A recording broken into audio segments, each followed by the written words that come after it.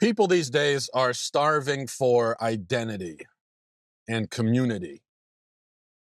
People want to know who they are and what they are and why they are and what's the point of everything.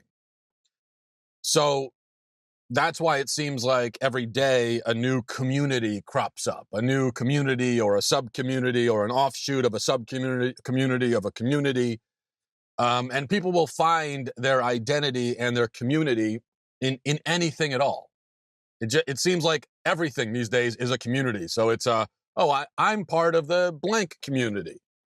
And very often people will structure this around their sexual, their sex lives, their sexual proclivities. So every sexual proclivity becomes a community.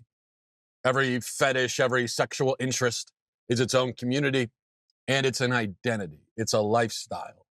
This is my lifestyle. This is the kind of sex I like to have. So it's my lifestyle. It's my identity. It's who I am as a person. And sometimes this craving for identity, it just kind of, in our culture, it's getting increasingly bizarre and just weird. So there's so many examples of just the weirdest kind of identity people find for themselves. Of course, one example, just a classic example now would be the bronies. Bronies are adult men who enjoy My Little Pony for some reason. And they dress up in My Little Pony costumes and they go to My Little Pony conventions and they wear My Little Pony apparel and they creep me out generally. And this is their identity, is that they like this show for little girls. And then there are people who they call themselves super fans, and they're super fans of something. They're super fans of a movie like Star Wars, or they're super fans of a show or a band, or some other pop culture thing. And we call them super fans because they have found their identity in their fandom. Nothing wrong with being a fan of something, but then we go for a lot. What happens very often is we go a step further, and people are obsessed with this thing. So you like Star Wars, great. Then there are people that are obsessed with Star Wars, and this is their life, is Star Wars. This is where they find their happiness and their fulfillment. They find themselves in Star Wars. So there's a new Star Wars movie, and they're camping out for 3 days. They forget about work, forget about family. This is all that matters, is Star Wars.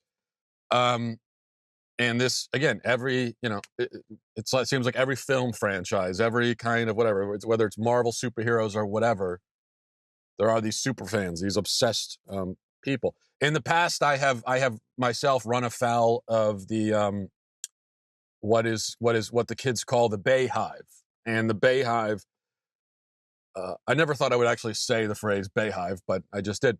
The Bayhive they're super fans of Beyonce. And so that's what they call themselves. And they just love Beyonce. They absolutely love and adore her. And they find their identity in her, in a pop singer. The point is, we have a crisis of identity in our culture. People don't know who they are, what they are, why they are. Literally, they don't know what they are. Because another thing is, I think it is otherkins is another thing, and that's otherkins are people who feel like they're really animals inside. So maybe maybe a person is an otherkin because she's really a cat inside. So she'll crawl around and she'll wear little cat ears, and I don't know, she'll use a litter box. I mean, this is what I think what happens in this quest for identity. People are they're, rather than looking without, looking up. People are looking deeper and deeper and deeper within themselves, within their own psyches, within their own egos. They're just kind of plunging into the depths of their minds, of their subconscious, and they're just bringing to the surface whatever they can find. And what they find deep down in there is really just confusion. And it's confusion that takes increasingly dark and disturbing forms. But identity is what they want. It's what they need. It's what everybody needs. And that's where Christianity ought to come in.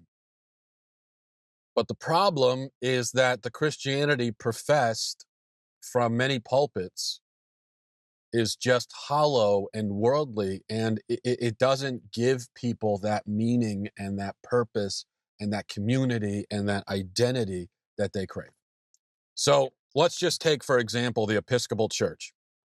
The Episcopal Church this week announced that they're going to be removing the words man, woman, and procreation from their marriage liturgy in just the latest, in their latest sort of bow to the LGBT lobby. This is what they're doing because it's offensive to the LGBT people. And Episcopalianism has been kind of skidding into oblivion for decades now. Over the course of the 90s, they lost over 30% of their members. And then in this century, they've been losing, I think, about 2% annually every year. And now there are fewer Episcopalians in America now than there are Jews, which is significant because the Jewish people have always been a small minority in America. The Episcopalian Church, on the other hand, the Episcopal Church used to be the dominant church in America. Not anymore. What happened?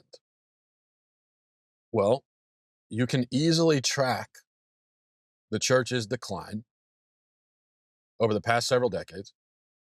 And you can track it because it corresponds directly with the church shedding its Christian orthodoxy in favor of liberal, secular, worldly, humanistic orthodoxy. So as there, it's just the two things are happening.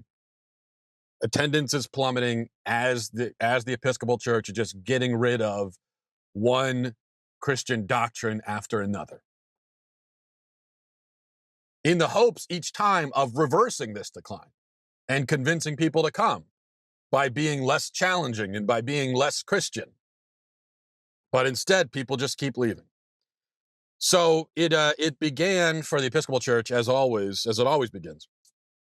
It began for them in the early to mid 20th century when they embraced birth control and divorce. They got rid of their prohibitions against birth control and divorce. This is where everything always starts, okay? And I know this is an uncomfortable conversation because it's not only Episcopals who embrace those two things in our culture. But here's the thing.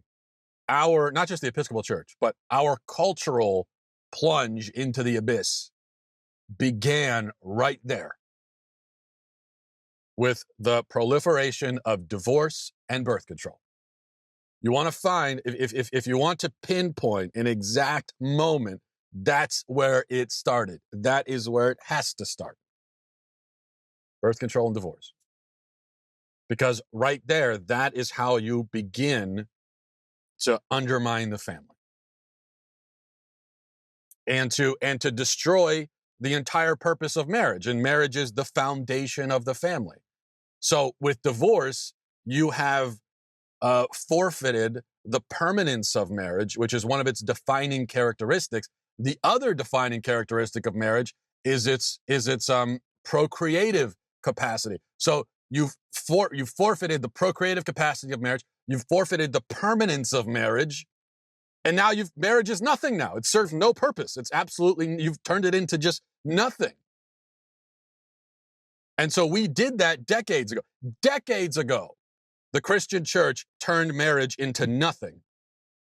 And then we were shocked when eventually the gays came and won gay marriage. Well, of course they're going to.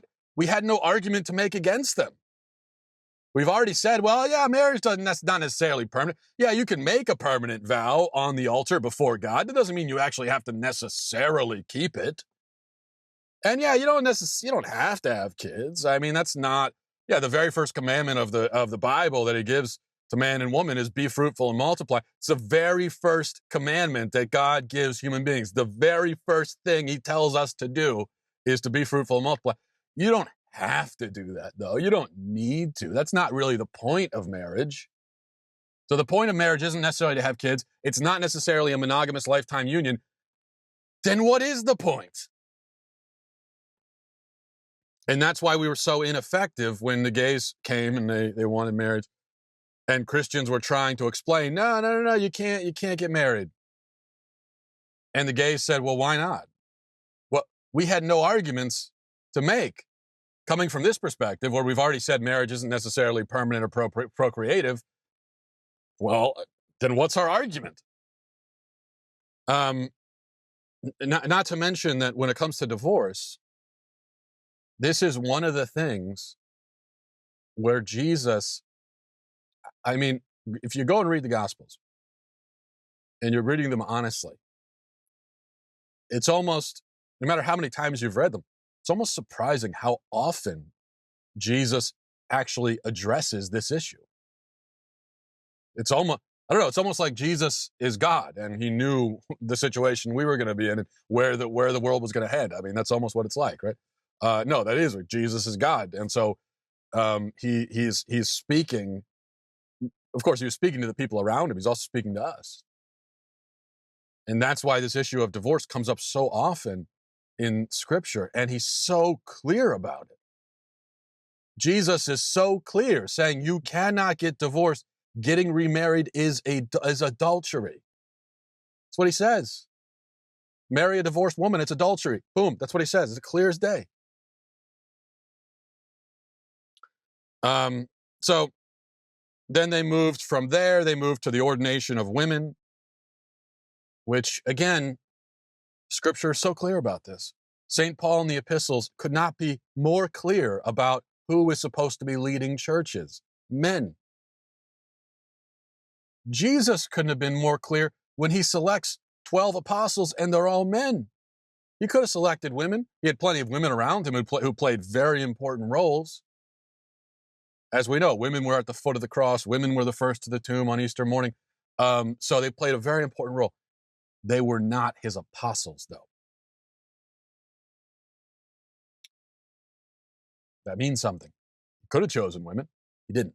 He obviously wasn't beholden to the bigotries of his time, as some people try to claim about Jesus. He was not a man of his time. He was a man transcending time. And so, but he only chose men. And then St. Paul comes in and confirms that. No, men are the leaders in the church. But we said, okay, we're going to ordain women. And then it was a straight line to the ordination of openly gay clergy and then the approval of same-sex marriage. And now there's nothing surprising really about seeing a feminist Episcopal priest blessing an abortion clinic or a transgender Episcopal priest performing doing a service in a church adorned with rainbow flags. Nothing surprising about that. And it's even less surprising to look around during that service and see that there's nobody sitting in the pews. Because why would they come and sit in the pews? There's no point. What would be the point? Right now, what would be the point of going to an Episcopal church? Why? Why even go? The message of liberal Christianity, whether it's the Episcopal variety or any other variety, the message of liberal Christianity is you're perfectly fine exactly as you are. Everything you're doing is fine. Make no changes. Keep up the great work. That's the message. Hey, it's all good. Exactly what you're doing right now. Just keep doing that. Okay? Yep. Thumbs up. That's the message. Now, a very weak person may be happy to hear that message, but they don't need to hear it twice. They don't need to keep coming back to hear it over and over again. All they need to do is hear it once, and then they'll just go off and live their life. They only need to receive that affirmation one time, and then they'll just continue living exactly as they were before, just as lost, just as confused, just as hopeless. The Episcopal Church, like any worldly church, has already given everything it has to offer. You go to an Episcopal service one time and sit down and listen to whatever nonsense they're spewing. That's it. That's all they got. They got nothing else to offer you. But if a person wants worldliness, okay? If what a person deeply craves is worldliness, they can go literally anywhere else to get it. That's the problem. And if they want lectures on diversity and inclusion, They can go talk to their human resources director at work. If they want encouragement to just continue along in their sin, Satan is happy to provide it using a whole host of methods in our culture. And most of those methods, whether it's through pop music or TV or whatever, will be far more entertaining and enjoyable than anything that the crusty old Episcopal Church can provide. So there's no point. If somebody actually wants what the Episcopal Church or liberal Christianity will give them, well, they can get it anywhere. They can get it anywhere in the world. So going to an Episcopal Church for the sort of Christianity that Episcopal churches preach, it's like, it would be like going to a fine dining restaurant and ordering a Twinkie. It's just, there's no reason. If you want a Twinkie, you just go to 7-Eleven. You can get a Twinkie anywhere. No, if somebody says to themselves, I want to go to a really good restaurant, then most of the time they want to go because they're looking for something substantial. They're hungry. They want something real. Okay, give me some real food. And in the same way, if a person wants something higher, okay, if they want to be rescued from the dreariness of modern culture, if they want to find their real and transcendent identity, if they want to be challenged, if they want meaning, if they want purpose, if they want a mission in life, well, then they have even less reason to go to Episcopal Church or any other similar variety of Christianity. Because it's not substantial enough. It's not different enough. It's not saying enough. It's not real enough. It's not asking enough of them. See, this is the great secret of humanity that progressive, inclusive Christian leaders don't understand. The great secret is this: religions grow when they expect more of their adherents, not less. Expect more. Be more orthodox. Have a message that's more at odds with the culture, that's more demanding, that's more challenging, that's harder. Those are the religions that grow. Those are the churches that grow. Religions thrive when they provide a lifestyle that is radically different from the dull, hollow, pointless lifestyle that the world provides, because people turn to religion for identity. And if all they find is more of the same, more of what caused them to go looking in the first place, then they're not going to be converted. So if a church wants to grow, and more importantly, if it wants to save souls, it has to have the boldness to completely, entirely reject the teachings of the world, to just act like they don't exist. That's the way it should operate. That's the way Christians should operate. That's the way a pastor or priest should operate. That's the way churches should operate. That the teachings of the world, the opinions of the world, the orthodoxies of the world don't matter. It's wrong. It doesn't matter. It has no bearing whatsoever on anything we do. And we do not care if how we live and what we believe is diametrically opposed to the world. In fact, if anything, we find some encouragement in that because we know how lost the world is. And if we were to ever look and see that we're actually lining up with the world on something, that would be a bad sign. People are looking for a higher identity. They're looking for an identity that transcends the world. And this is it's a natural human desire, because everybody has this innate recognition. Everyone has this innate recognition that there's got to be more out there. There's got to be more to the world. There's got to be more to reality. There's got to be more to themselves. Everyone looks at themselves and they want to change. Everyone wants to change themselves. That's the other part of this.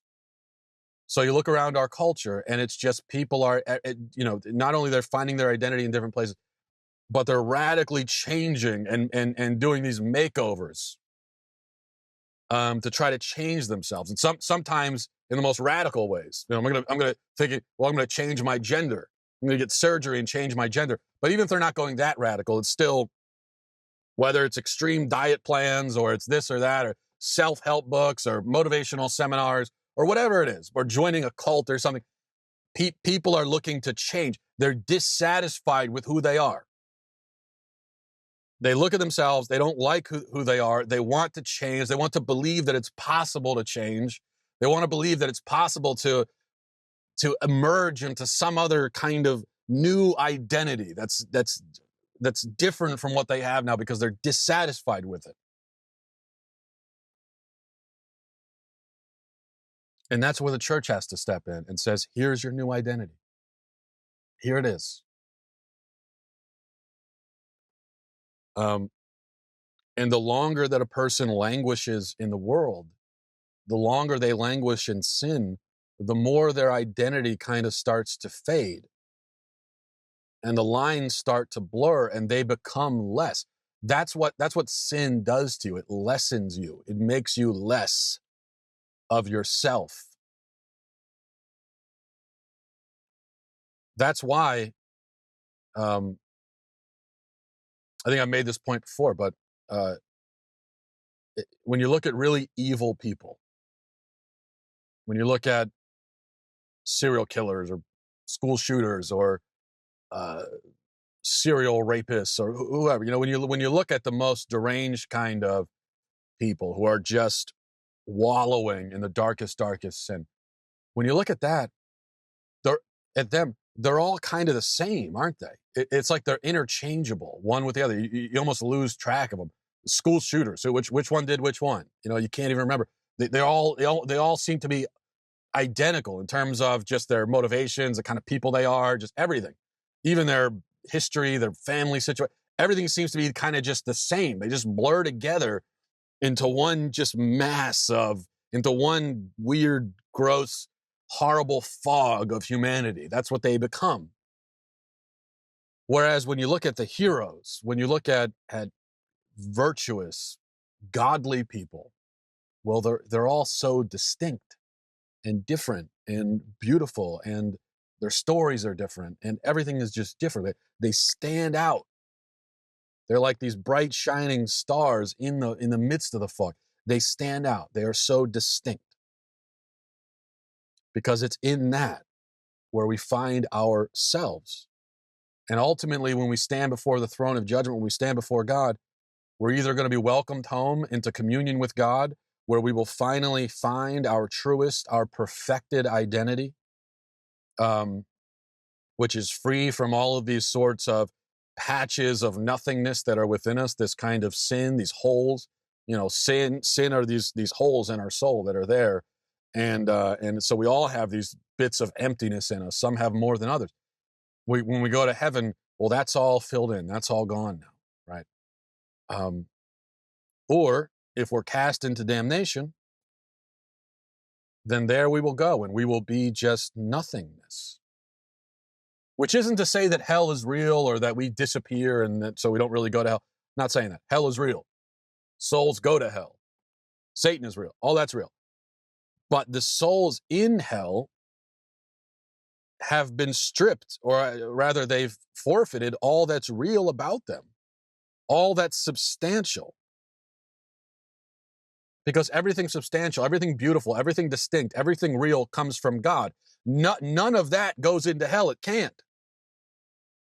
And so the souls in hell are just this blur of ego, still there in some way. Now they're outside of time and space, but so still existing, but just nothingness.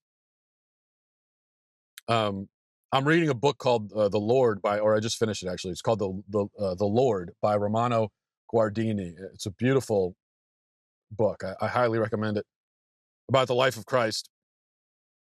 And he has a great line about judgment. He says that as you stand there before God, you'll find out how much of you is. I thought that was a great way of putting it, kind of a terrifying way of putting it. How much of you still is? Because there's the you that God gave you and intended for you. And then there's kind of the anti-you that you claim for yourself through sin, that which does not come from God.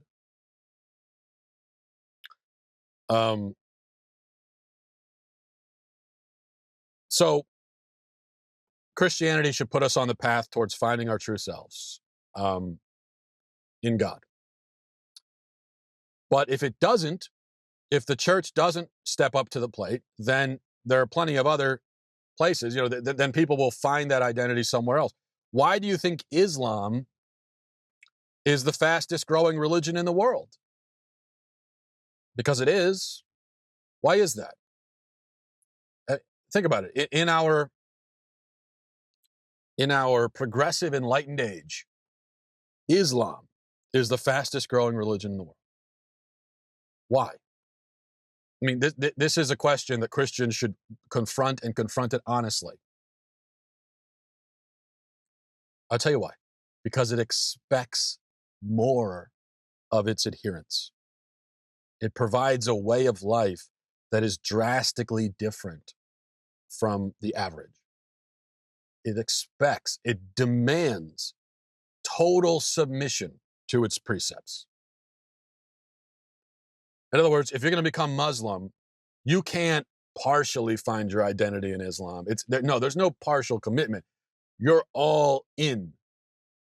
Praying 5 times a day, everything.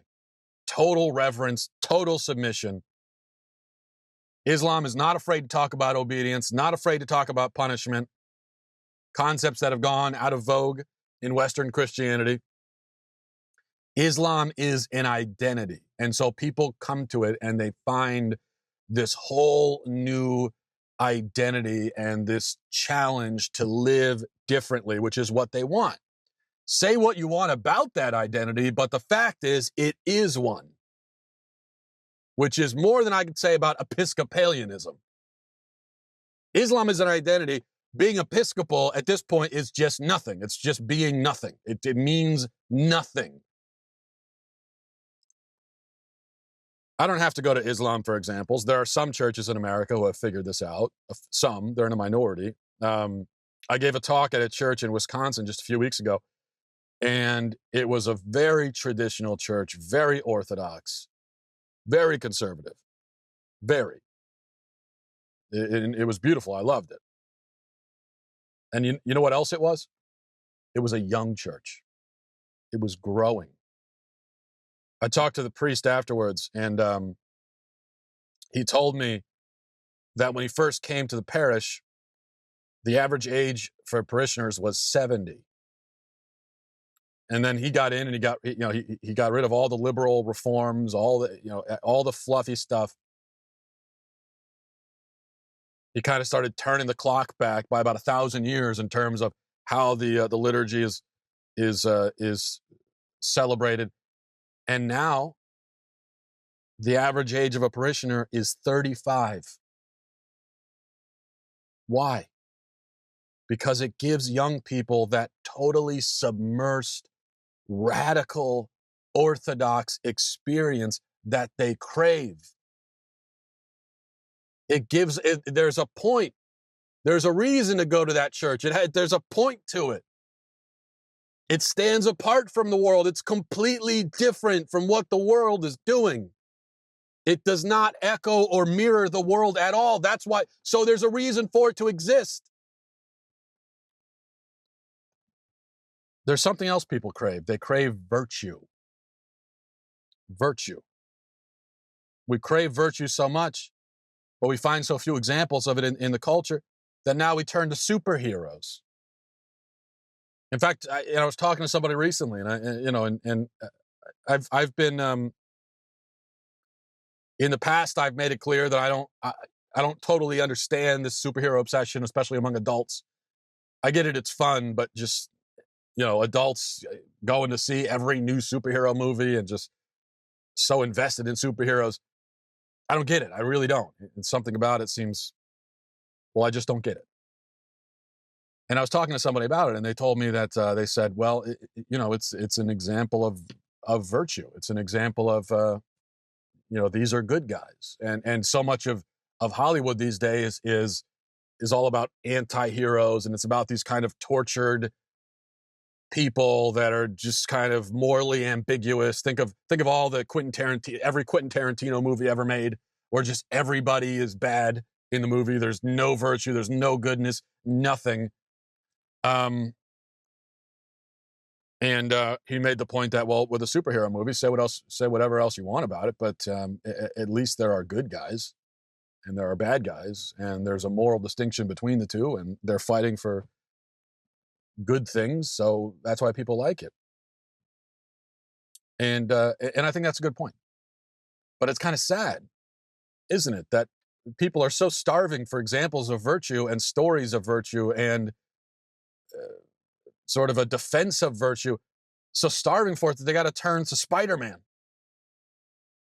They got to turn to Batman for it, when they should be able to turn to the church.